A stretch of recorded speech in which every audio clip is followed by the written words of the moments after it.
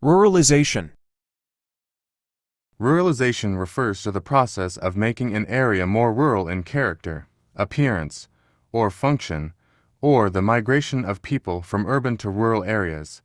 Often viewed as a counter-movement to urbanization, it encompasses the shift towards rural lifestyles, improved rural amenities, and the development of sustainable rural livelihoods.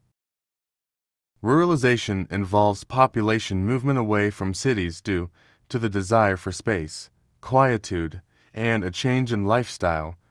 Besides, it encompasses the improvement of rural infrastructure, such as broadband, which enables remote working, as well as the creation of smart farming opportunities. Just like the EU-funded ruralization project, government might aim to foster this trend by rejuvenating rural economies, facilitating access to land for new generations, and supporting new farmers.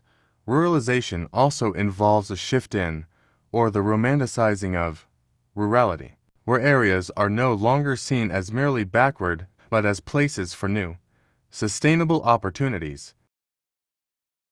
It is often linked to people leaving crowded cities to escape inner-city deprivation.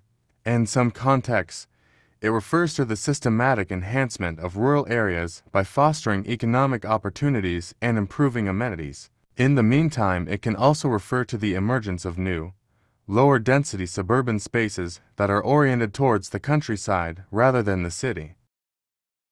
Let's take a look into Hong Kong. Ruralization in Hong Kong is a complex, paradoxical process where the rural landscape is not disappearing entirely, but instead co-evolving with intense urbanization. While the agricultural sector has largely hollowed out, leading to many abandoned villages, there is a growing trend of rural reimagining driven by urbanites seeking alternative lifestyles, conservationists protecting biodiversity, and revitalization initiatives.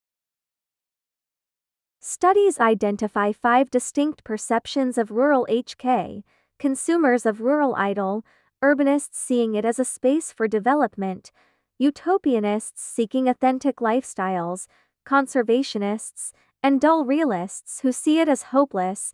Nevertheless, while 70% of Hong Kong is considered green space or countryside, and urban expansion like the northern metropolis continues, this rurality is increasingly consumed and repurposed by the urban population. Government are paying revitalization efforts on projects which are actively working to restore abandoned villages, for example, Muatishi's Lam, Lai Kai Wo, to create sustainable communities, promoting eco-agriculture, cultural heritage, and educational tourism. Rural areas are often caught between being an idle, idyllic, scenic, and dull, lacking infrastructure, neglected. Obviously, rural areas with good access or high scenic value are experiencing gentrification, while remote, restricted areas face continued decline. There are some challenges for Hong Kong.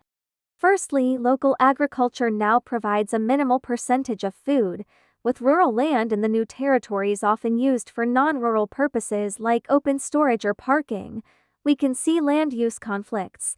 The expansion of new towns, for example, in the new territories often clashes with the preservation of traditional villages and agricultural land. There is an uneven power relation involving indigenous villagers, new rural settlers, environmentalists, and government. Finally, many remote villages suffer from a lack of basic infrastructure, such as proper roads and water access. Ali Kai Wo, northern metropolis, and hiking and ecotourism are a kind of examples of rural transformation.